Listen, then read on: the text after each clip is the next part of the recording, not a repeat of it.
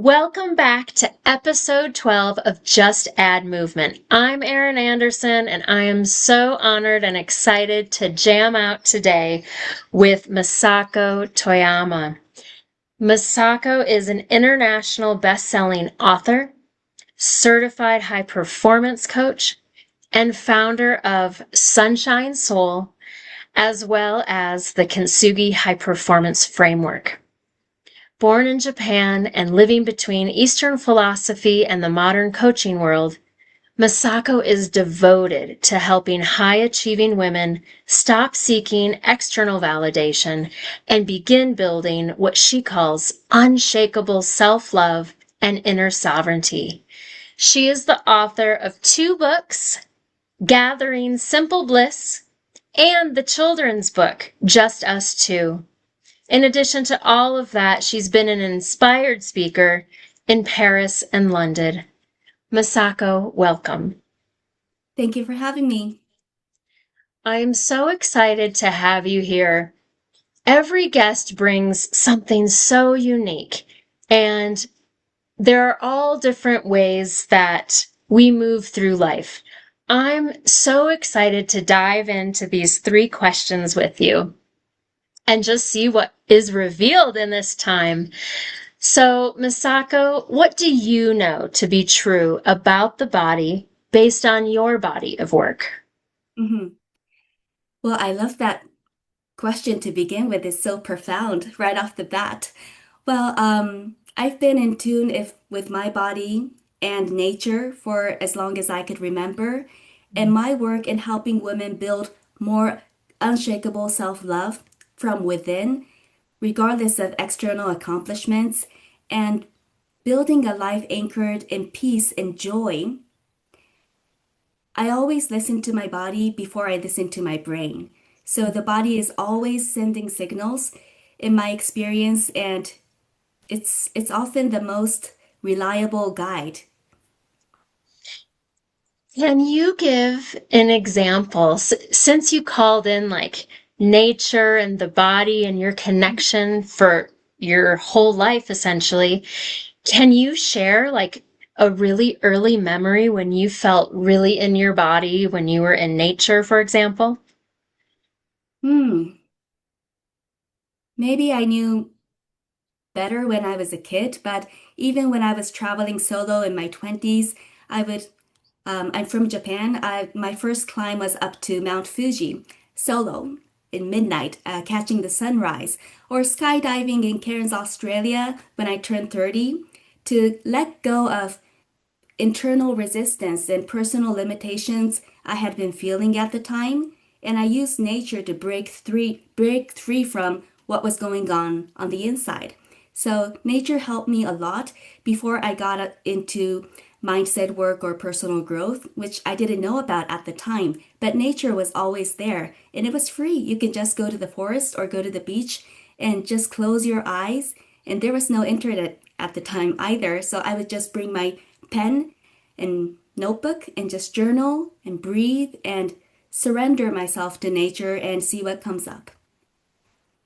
I love hearing this story, Misako. I can already just feel in my own body the invitation that you bring from your beingness, right? And so I'm so curious how you bring that into your body of work with women to create unshakable self-love. How do you call in those experiences that you've had along the way, really allowing your body to receive and learn from nature? How does that come into the work? I love how you use the word receive because women, we get busy. We get busy with giving and performing and still conforming to what society or culture expects us to be. So we get into these boxes without even noticing and kind of shrinking ourselves to belong and be accepted and loved. So that is the struggle I see in a lot of women, and I help them unlearn the conditionings little by little and start opening up again. And nature is a great way to open and allow ourselves to receive more. We can't just give and give endlessly. If we want to have better relationships with ourselves, with our bodies, with everything around us, and with each other, we have to get good at receiving as well, and more allowing and surrendering and trusting that process. Yeah, I love that intention. It is so needed, and I'm so grateful you're bringing this work into the world. I am so curious, staying with this, what do you know to be true about the body based on your body of work? What have you learned from working with these women about undoing conditioning and creating unshakable self-love, but in their body? hmm For women, especially if they're disconnected from their bodies and they're focusing on what they're thinking and what they think they're supposed to be doing, they're stuck in their mind quite a bit. And especially if they are struggling with relationships, like I mentioned in my memoir, Gathering Simple Bliss, which delves into topics such as narcissistic abuse or generational trauma and learning from unlearning those big ones that need to be unlearned. What really helps, and I got lost track. Can you ask me the question again? I'm so sorry. No, it's perfect. I think it's a perfect example. If you don't mind me like piggybacking off what you just said, I'll circle back, but I think you even naming those big things like narcissistic abuse and generational trauma that can take one out of the present moment and out of one's body, even just to call that in by naming it. And so it makes sense that there would be some losing of the present moment. And so how do you work with women's bodies to come back and create unshakable self-love when they're dealing with something that big? Yes, I said those words and I lost myself for a second. I apologize. So back to your question. What I was going to say is to create safety again. So when they are overanalyzing and trying to perform, especially in a situation where you're in an abusive relationship with a partner or something is unsafe or something has been really unsafe in your upbringing and you're used to that fear and used to walking on eggshells, then you're not safe. And even when you're physically safe now, you're out of the relationship, you're fine now, and you're just working and living your daily life, your body remembers that fear, that needs to feel small, needs to act small so you don't upset anyone. So then people pleasing can show up, perfectionism can show up. It can show up into these little behaviors that could be trickled down to the origin of what had been going on. So, really learning to trust yourself again, trust your beliefs, because in abusive situations, there's lots of gaslighting and manipulation and control. So, trusting your words, trusting how you feel, how you think, and what your body says to you. So, to best answer your question, really getting in touch with your body and signaling to your body that it's safe to breathe now. It's safe to trust now. It's safe to allow and it's safe to open to what's ahead. That safety component is a big one. Well, and at some point during every episode, I invite us all to take a collective breath. And I think you've really called in that moment for us. And so I invite all of us to pause and breathe and connect with the safety that Masako is inviting us to believe in, that our bodies get to be safe and we get to unlearn and decondition from the really negative experiences that we've had in our lives. And so just honoring the work that you're doing, I thank you, Masako. It's very, very powerful work. And I'm going to let that lead into a transition for that second question by saying to you, I imagine that doing that level of work with women requires you to continue to do your work ongoing, whatever that is for you. And so what I'm asking each guest in this second question is to be vulnerable to the level that you're comfortable and to share a personal or professional life transition that you're in that's requiring you to change, to evolve. I'm calling that a threshold moment. And so my question to you is, what threshold are you leaning into right now that you're willing to share with us? Mhm. Well, it's a perfect timing because I am in the middle of such a moment. It's a big threshold. And essentially, up to this point, it was planting a seed and letting it take root and letting it grow. And now it's time for something new to flourish and soar and expand and ascend. That's where I'm at right now. So, how I navigate it when resistance shows up, because when you're doing something bigger, entering something more in your life, and you're leaving the comfort zone, it is very scary. And for me, to navigate that resistance gracefully, I allow all the emotions to show up because they will show up and suppressing it won't work. And what I've learned to do is to be really gentle with myself and acknowledge it as it arises so I can gently release it and not get in my own way.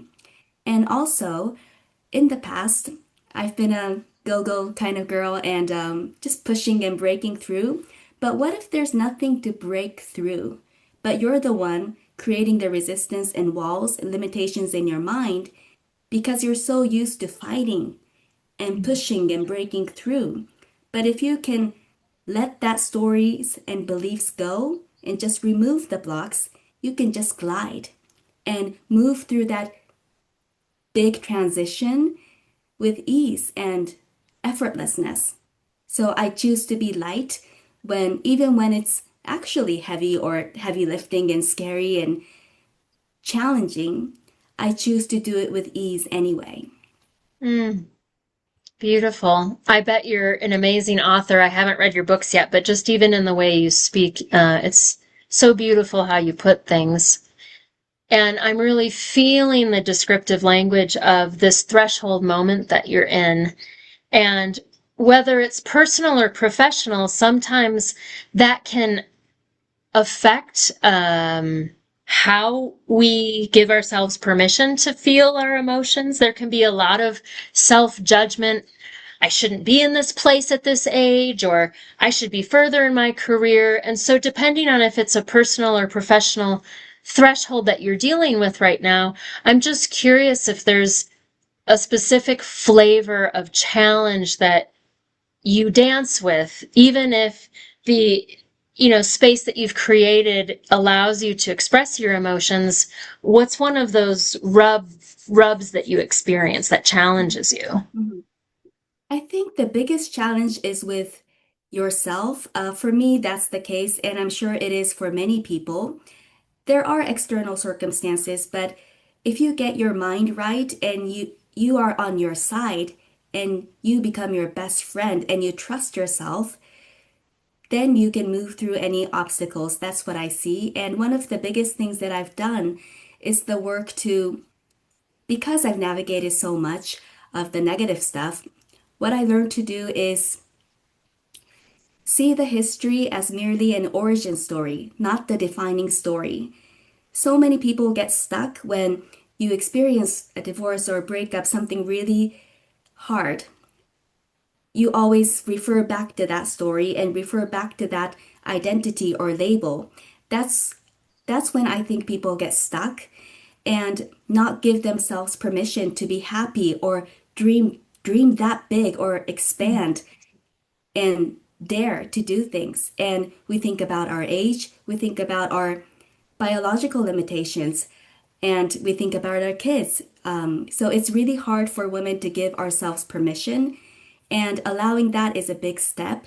And when you see it as just an origin story, it loses its power that had negatively impacted you in the past, and you feel yourself standing on your story as if you can feel the dense nutrients in the soil of the solid foundation you now stand on. And that's when I think you become truly unstoppable and free, and you can cross that threshold because nothing is blocking you anymore.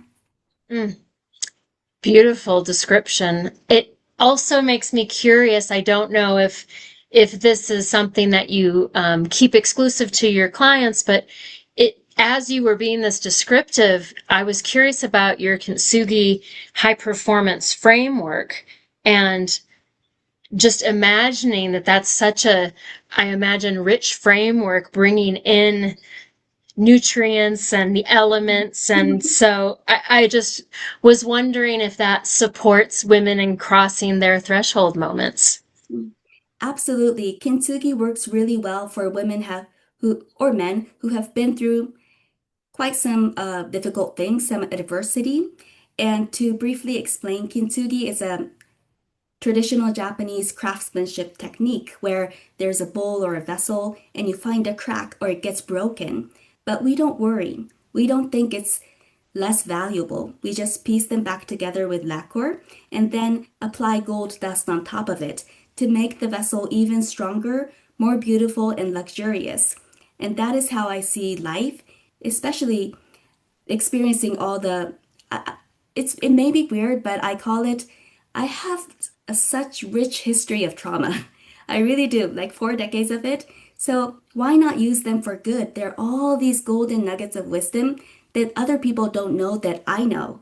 So I choose to be proud of them and celebrate the strength and the resilience and the wisdom that came from all of those experiences. So I see them as gold and I sprinkle onto my new life and create a masterpiece that's uniquely mine. And then I don't care about other people judging or labeling or even belittling because I see it as beautiful. And I want more people to understand that you can make your message, or make it beautiful. You can create this whole new masterpiece because of it. So don't be discouraged to recreate something. Mm. Well, and as you described that, then I was feeling into your work of Sunshine Soul. And so you've picked such beautiful language to describe, I guess, the results of what happens. Both Kintsugi and Sunshine Soul, to me, really describe the outcome that you're helping to create for people. Thank you. Mm. So I'm curious if there's anything else you'd like to share about your threshold moment you're leaning into before we transition into some movement to explore that a little bit more. Well, I like to lean into your calm. Like I get comments that I have a calm presence, and I feel that from you as well. And Mm. I've just been talking and talking. I like to listen to you and lean into your wisdom. Well, I really appreciate and receive that. I think it's very effortless for me to feature, highlight, promote, raise up others, and I get really energized by it. Um, and so that is how I experience featuring you in this interview. And so when it comes back to me and I receive your comment about being calm, there's something when I'm in my purpose, I really experience calm and grounded energy. So whether that's leading a group, um, elevating and featuring someone's amazing work in the world, or anything else that's in that area of what I experience as my purpose, I feel dialed in. And so, I mean, to be honest, I get a little blank when I'm then asked a question because I'm so zoned in. So in terms of wisdom to offer, I think I'm so dialed into your energy that I'm like extracting and feeling your wisdom and just want to reflect that and make it bigger. So I guess I would need a specific question to get me out of my zone. Wow. Well, I was just so inspired by your presence and your energy, so I had to ask. Oh, I I'm love always that. a Well, student. Mhm. thank you, Misako. I get that question and comment. Um, I also think it comes from the training that I had to become a body-based psychotherapist, but that training was put to work immediately in my internship at Children's Hospital, where I was on psych units. So I think that's shorthand for just different spaces where groups of children and teenagers were gathered to work with what crisis they were in. And so to work in crisis, I felt the need to get really, really calm. And so I think the volume got turned way up from that point on. Because when I was younger, ooh, I had a lot more energy. And that doesn't come out as often. But Mhm. you inspired that too, calling in that younger self that would adventure Mhm. and be in nature. Yeah, that's beautiful. Thank you Mhm. for offering that. Um,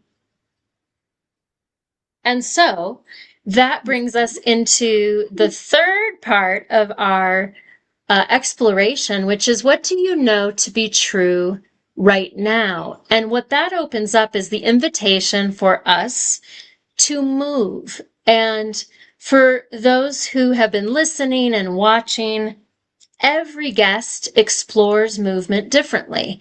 The very first guest I had, um, the music didn't quite work technically, and so that reminded me not everyone likes to hear music, and so this is a time where someone could put on some music or not. You could put something on or not. You could lead us through something or not, but the invitation is for 2 to 3 minutes. We just get to become present using our body, whether that's a yoga stretch, a pose, a dance move. It can be anything. So Masako, I'm going to open up that 2 to 3 minutes and see if you have any requests of me or us. And then we'll circle back and see what you were able to connect with just from being in your body in the present moment. Mhm. Sounds Sound good? great. Mhm. So just add movement, everyone. You'll hear my voice off and on. Maybe Masako will get up. I'm going to get up just so I can um, offer the invitation and follow the time. So everyone gets to find their way into their body. Some people use their imagination, some people breathe, some people need to put on music and start shaking their hips. Whatever you need in this moment, take that moment and practice with us. Practice connecting with what does my body know to be true right now in this moment that will never happen again. Let's open to receiving whatever wants to come through as we connect with our body.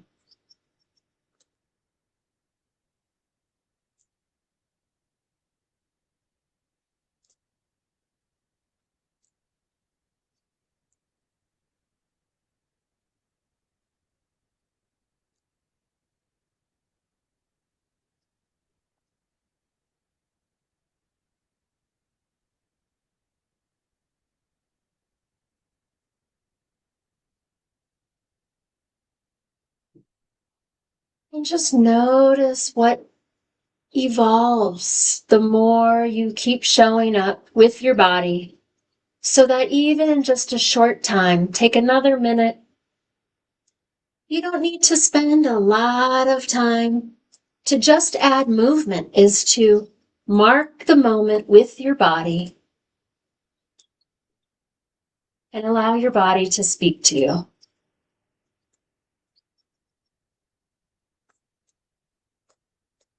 Ooh, and I just saw Masako when I opened my eyes, and I wanted to join Masako because I was inspired by what I saw. And that's the power of moving together. Yeah. I love that. That's something that I do a lot with folks. And so, Masako, is there a movement you'd like to offer us that we can join you in this moment? Sure, why not? Since we're loosening up and freeing our bodies a bit with this movement, why not straighten our postures a little bit more if you want to feel more confident or soar to greater heights and allow that energy to come inside and connect with the you who's already there, achieving those things, achieving that peace and love, and welcome it in. Beautiful. Welcoming that in is the invitation Masako has given us. Give yourself a moment to really welcome even just a little bit more, however that feels right for you. And then from this place, finding a way to mark the moment, to close the moment of adding movement.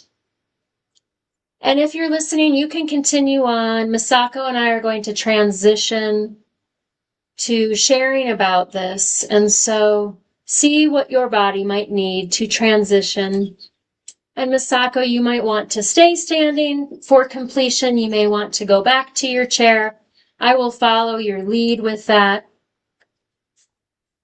And I'd like to invite everyone into a collective breath as we start to think about transitioning. We're first going to check in. And Masako, what do you know to be true about the body based on the present moment? What I know to be true is how important to connect with your own energy and find your truth, your center. And that's the place you want to live from each day. And you get anchored in peace right away when you're connected with yourself, whether you're by yourself or around other people. When you're connected to you and your body, everything becomes much more peaceful and joyful. The second thing is the body energy is something to be shared. We're social and we're relational beings, and just mirroring your movement and connecting through the eyes, it nourished my soul. So I enjoyed that part more than I enjoyed connecting to me, to be able to share that with you. Beautiful. I want to follow up and ask, what do you notice in your body from having that experience? Nourishing the soul is a beautiful description. What does that feel like to feel nourished in your soul, in your body? It's like having a great conversation with a friend and you're feeling full and you feel you can go higher and you can expand more. And when you're soloing for so long, sometimes you put up a wall and forget to invite people in. But when you don't have those people around you, you don't invite goodness in either. So it's really important to receive, like we circle back to what we were discussing earlier, not just giving, but fully receiving, asking ourselves daily, what would I like to receive today? How would I like to be nourished? And maybe reach out to a friend you haven't talked in a while. Even if you don't need it and you can take care of yourself, it's always nice to be taken care of by other people. And sometimes it takes courage to ask for that if you feel like it's weakness or something, but it's really sharing the love we have for each other. So having that softness is a huge strength, I think. Thank you for inviting us into that, Masako. I feel the emotional response that I have just taking that message and invitation in. Thank you for that.